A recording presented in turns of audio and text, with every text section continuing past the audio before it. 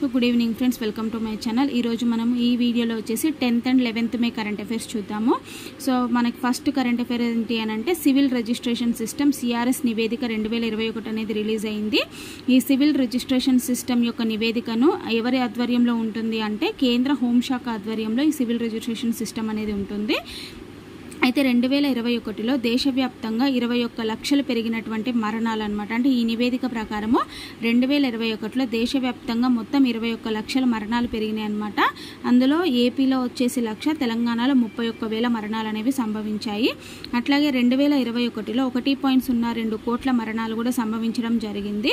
అంతకు ముందు సంవత్సరంతో పోలిస్తే ఇది 21.08 లక్షలు అధికం అనమాట. అంటే మనకి తెలంగాణ రాష్ట్రంలో అంటే దేశవ్యాప్తంగా మనకి 21 లక్షలు పెరిగిన మరణాలు అంటున్నాం కదా 2021లో. అట్లాగే మనకి 2021లో 1.02 కోట్ల మరణాలు దేశవ్యాప్తంగా అయితే అంతకు ముందు సంవత్సరంతో పోలిస్తే అది 21.08 లక్షలు అంటే 25.98% అధికం అనమాట.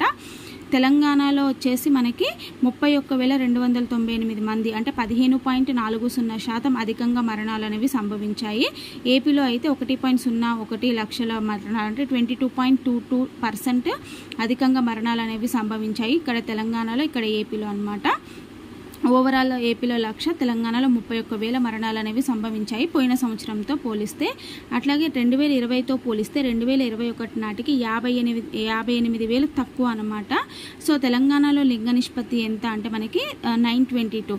సో మనకి ఈ శిశు మరణాలు ఉన్నాయి కదా, ఈ శిశు మరణాలు అనేవి అత్యధికంగా హైదరాబాద్లో సంభవించాయి. అత్యల్పంగా శిశు మరణాలు వచ్చేసి పెద్దపల్లిలో సంభవించినాయి అనమాట. సో మనకి 2020తో పోలిస్తే 2021 అన్నాం కదా, అంటే దేశవ్యాప్తంగా మనకి 10 years అంటే 2012 నుంచి 2021 వరకు మరణాల్లో 0.84% నుంచి 9.93% వరకు పెరుగుదల నమోదైందనమాట. అంటే 2012 మరణాలకి 2021 మరణాలకి ఎంత పర్సంటేజ్ పెరిగింది అంటే 0.84% నుంచి 9.93% వరకు పెరుగుదల అనేది నమోదైంది. 2021లో మాత్రం 25.98% పెరుగుదల కూడా మనకి కనిపించడం అనేది జరిగిందనమాట. ఓకేనా, అంటే పెరుగుదల శాతం ఎంత అంటే 25.98%. కోవిడ్ మహమ్మారి దీనికి కారణం. అంటే ఇన్ని రకాలుగా మరణాలు సంభవించడానికి కారణం ఏంటి అంటే మనకి కోవిడ్ వల్ల. అట్లాగే సూర్యాపేట, రంగారెడ్డి, కొత్తగూడెం, కరీంనగర్ జిల్లాల్లో శిశు మరణాలు అనేవి 0గా ఉన్నాయన్నమాట. అత్యధికంగా శిశు మరణాలు వచ్చేసి హైదరాబాద్, అత్యల్పంగా పెద్దపల్లి. మనకి 2020తో పోలిస్తే 2021 నాటికి 58,000 తక్కువగా మరణాలు అనేవి సంభవించాయి. తెలంగాణలో లింగ నిష్పత్తి వచ్చేసి 922 అని చూసాము. మరి జననాలు అత్యధికంగా ఎక్కడ అంటే హైదరాబాద్లో 95,668 మంది జననాలు అనేవి మనకి సంభవించినాయి. అత్యల్పంగా జననాలు ఎక్కడ అంటే ములుగు జిల్లాలో 3,866 మంది మనకి ములుగులో జన్మించడం అనేది జరిగిందనమాట. మరి మరణాల్లో అత్యధికంగా ఎక్కడ అంటే హైదరాబాద్, అత్యల్పంగా ఎక్కడ అంటే భూపాలపల్లి. జననాల్లోనేమో అత్యధికంగా హైదరాబాదే, కానీ అత్యల్పంగా మాత్రం ములుగు జిల్లాలో అనమాట.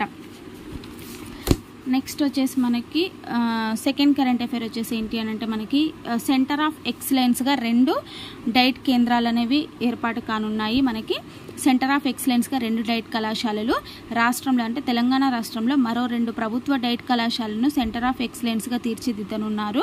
అయితే లాస్ట్ ఇయర్ గత సంవత్సరంలో ఖమ్మం, మహబూబ్ నగర్లను ఎంపిక చేసి కేంద్ర రాష్ట్ర ప్రభుత్వాలు ఒక్కొక్క దానికి 10 కోట్లు ఖర్చు చేశారనమాట గత సంవత్సరం. మరి ఈ సంవత్సరం 2 డైట్ కళాశాలను సెలెక్ట్ చేశారు కదా, అవేంటి అంటే కరీంనగర్ అండ్ మెదక్లను ఎంపిక చేశారు. దీనికి కూడా కేంద్ర రాష్ట్ర ప్రభుత్వాలు సో నిధులను సమకూర్చి డెవలప్మెంట్ చేయనున్నారు. నెక్స్ట్ థర్డ్ కరెంట్ అఫైర్ వచ్చేసి ఏంటి అంటే జనతాకి కహానీ మేరీ ఆత్మకథ. సో ఇది వచ్చేసి జనతాకి కహానీ మేరీ ఆత్మకథ ఎవరు రచించారు అంటే మనకి హర్యానా గవర్నర్ అయినటువంటి బండారు దత్తాత్రేయ గారు రచించడం జరిగింది. ఇతను రచించి ఢిల్లీలో ఉన్నటువంటి మహారాష్ట్ర సదన్లో దీన్ని ఓపెనింగ్ అనేది ఈ బుక్ని రిలీజ్ చేయడం అనేది జరిగిందనమాట. So next fourth current affair వచ్చేసి ఏంటి అంటే మాతృమరణాలు SRS అంటే శాంపుల్ రిజిస్ట్రేషన్ సిస్టమ్ 2019-21 నివేదిక అనేది విడుదలైంది మనకి మాతృమరణాల విషయంలో. తెలుగు రాష్ట్రాల్లో 2019-21 మధ్య కాలంలో మాతృమరణాల నిష్పత్తి అనేది పెరిగిందనమాట.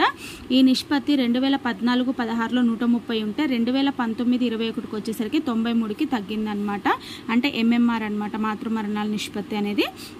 మనకి 2018-20 మధ్య కాలంలో ఏపీలో 45, తెలంగాణలో 43 అనమాట. అంటే మాతృమరణాలు తెలంగాణలో మనకి ఎన్ని అంటే 43 మరణాలు సంభవించినాయి 2018-20లో.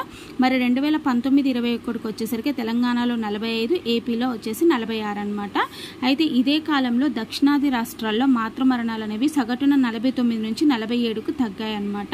కానీ మన తెలుగు రాష్ట్రాల్లో మాత్రం 2018-20 మధ్య కాలంలో మనకి ఏపీలో 45 ఉంటే తెలంగాణలో 43 ఉన్నాయి. 2019-21 మధ్య కాలంలో ఏపీలో 46 ఉంటే తెలంగాణలో 45 ఉన్నాయన్నమాట.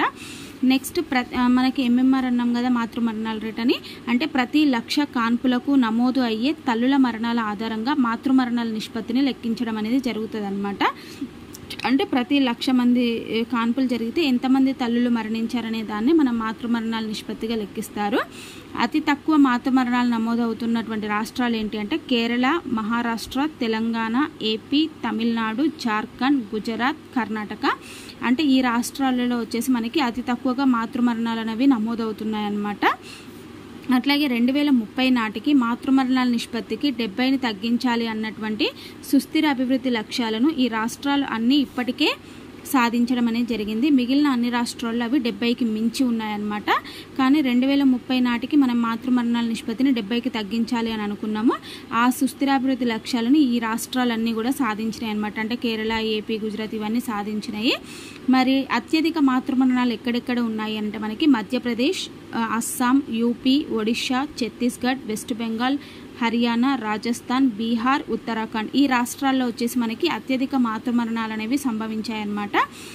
నెక్స్ట్ రుణాల చెల్లింపులో తెలంగాణ దేశంలోనే అగ్రస్థానంలో ఉంది. అంటే తెలంగాణ మహిళా సంఘాలు తీసుకున్నటువంటి రుణాలు, అంటే మహిళా సంఘాలకి రుణాలు ఇస్తారు కదా, తీసుకున్నటువంటి రుణాలను కరెక్ట్ టైంలో పే చేసిన వల్ల తెలంగాణ మహిళా సంఘాలు అనేవి అగ్రస్థానంలో ఉన్నాయన్నమాట. సో 2024-25లో మనకి 98.6% చెల్లింపులు జరిగాయి. మొత్తం 2,13,948 మంది సంఘాలకు బ్యాంకులు 20,069.80 కోట్ల రుణాలను కూడా ఇవ్వడం అనేది జరిగిందనమాట. అంటే ఇన్ని మహిళా సంఘాలకు ఇంత కోట్ల రుణాలను కూడా ఇవ్వడం జరిగింది. ఆ రుణాలలో మనకి 98.6% తిరిగి చెల్లించడం జరిగింది. నెక్స్ట్ వచ్చేసి మనకి ఏంటి అని అంటే 11th మే కరెంట్ అఫైర్స్లో 5 ఇయర్స్లో సైన్యం కోసం 52 ఉపగ్రహాలు, అంటే రానున్న 5 సంవత్సరాల్లో భారత అంతరిక్ష పరిశోధన సంస్థ ఇస్రో అనేది 52 ఉపగ్రహాలను భూకక్షలోకి ప్రవేశపెట్టే అవకాశం అనేది ఉందన్నమాట. సో ఈ 52 ఉపగ్రహాలు ఇందులో సగం వచ్చేసి ప్రైవేట్ రంగం ద్వారా సమకూరుతాయన్నమాట. అయితే ఇన్ స్పేస్ మనకి Indian national space promotion authorisation centre, so in space chairman అయినటువంటి పవన్ కుమార్ గోయంకో ఈ విషయాన్ని తెలిపారనమాట. అంటే రానున్న 5 ఇయర్స్లో ఇస్రో కొత్తగా 52 ఉపగ్రహాలను భూకక్షలోకి ప్రవేశపెట్టే అవకాశం ఉందని చెప్పి చెప్తుందనమాట. నెక్స్ట్ సైనిక అవసరాల కోసం హ్యూమనాయిడ్ రోబోలను కూడా ఏర్పాటు చేయనున్నారు. అంటే మిలిటరీ అవసరాల కోసం హ్యూమనాయిడ్ రోబోలను రూపొందించేందుకు మనకి డిఆర్డిఓ ఆధ్వర్యంలో R&D ఎస్టాబ్లిష్మెంట్ ఇంజనీర్స్ అనమాట. సో ఈ సంస్థ వీటిని అభివృద్ధి చేయనుంది. అంటే ఈ హ్యూమనాయిడ్ రోబోలను ఎవరు అభివృద్ధి చేయనున్నారు అని అంటే డిఆర్డిఓ ఆధ్వర్యంలో ఉన్నటువంటి R&D ఎస్టాబ్లిష్మెంట్ ఇంజనీర్స్ సంస్థ వీటిని అభివృద్ధి చేయనుందనమాట. సో ఇవి మనకి ఇంకా ఉంది. ఇంకొక కరెంట్ అఫైర్ వచ్చేసి ఏంటి అని అంటే మనకి భూ వాతావరణంలోకి ప్రవేశించినటువంటి సోవియట్ వ్యోమనౌక. సో మనకి భూమి యొక్క వాతావరణంలోనికి మనకి రష్యా వాళ్ళ వ్యోమనౌక అనేది ప్రవేశించింది. శుక్రుడిపై పరిశోధనల కోసం 53 సంవత్సరాల కింద అంటే 1972లో సోవియట్ యూనియన్ ప్రయోగించినటువంటి విఫల వ్యోమనౌక కాస్మోస్ 482. సో ఇది భూ వాతావరణంలోనికి ఇప్పుడు ప్రవేశించింది అనమాట. అంటే 53 ఇయర్స్ బ్యాక్ దాన్ని ప్రయోగిస్తే ఆ వ్యోమనౌక అనేది ఈ కాస్మోస్ 482 అనే వ్యోమనౌక అనేది భూ వాతావరణంలోకి ఇప్పుడు ప్రవేశించిందనమాట. అనియంత్రిత పద్ధతిలో ఇది వాతావరణంలోకి ప్రవేశించినట్లు మనకి రష్యా రోదసీ సంస్థ ఐరోపా సంఘ అంతరిక్ష నిఘా ట్రాకింగ్ వ్యవస్థ ధృవీకరించిందనమాట. అంటే అనియంత్రిత పద్ధతిలో ఇది భూ వాతావరణంలోనికి ప్రవేశించినట్లుగా కూడా మనకి ఈ రష్యా యొక్క రోదసీ సంస్థ అయినటువంటి ఐరోపా సంఘ అంతరిక్ష నిఘా అండ్ ట్రాకింగ్ సంస్థ అనేది ఈ విషయాన్ని ధృవీకరించడం జరిగింది. 1972లో నింగిలోకి పంపినప్పుడు రాకెట్లో ఉన్నటువంటి లోపం కారణంగా ఇది భూకక్షను దాటి వెళ్ళలేకపోయింది. అప్పటి నుంచి ఇది భూకక్షలోనే తిరుగుతూ ఉందన్నమాట. అంటే ఆ 1972లో ప్రయోగించినప్పుడు రాకెట్లో ఉన్నటువంటి లోపం కారణంగా ఇది భూమి యొక్క కక్షను దాటి వెళ్ళలేదు. సో అప్పటి నుంచి అది భూమి యొక్క కక్షలోనే తిరుగుతూ ఉంది. ఈ వ్యోమనౌకలో చాలా భాగాలు దశాబ్ద కాలంలో భూ గురుత్వాకర్షణ శక్తి తాకిడికి వాతావరణంలోకి పడిపోయాయన్నమాట. అంటే ఈ వ్యోమనౌకలో ఉన్నటువంటి విడి భాగాలు ఉంటాయి కదా, ఆ విడి భాగాలు ఈ 10 years లోపే భూ గురుత్వాకర్షణ శక్తి యొక్క తాకిడికి వాతావరణంలోకి పడిపోయాయన్నమాట. సో ఇప్పుడు చివరిగా గోళాకారంలోనే ల్యాండర్ భాగం అనే ఇప్పుడు అంటే ఇవన్నీ విడిభాగాలన్నీ కూడా ఆల్రెడీ వాతావరణంలోకి పడిపోయినాయి. ఇప్పుడు చివరిగా గోళాకారంలో ఉన్నటువంటి ల్యాండర్ భాగం వంతు వచ్చింది. ఈ గోళాకారంలో ఉన్నటువంటి ల్యాండర్ యొక్క బరువు ఎంత అంటే 495 kgs. ఈ చివరిగా గోళాకారంలో ఉన్నటువంటి ల్యాండర్ భాగం అనేది దాని చుట్టూ కూడా టైటానియం పొర ఉంటుందన్నమాట. సో ఇది కూడా మనకి భూ వాతావరణంలోనికి ప్రవేశించడం అనేది జరిగిందనమాట. సో ఇవి కరెంట్ అఫైర్స్. ఎలా అనిపించింది అనేది మీరు ఒక్క లైక్ కామెంట్ ద్వారా నాకు తెలియజేయండి. ఇంకా ఎవరైనా నా ఛానల్ని సబ్స్క్రైబ్ చేసుకోకపోతే ప్లీజ్ నా ఛానల్ని సబ్స్క్రైబ్ చేయండి, లైక్ చేయండి, షేర్ చేయండి. ఓకేనా? Thank you very much.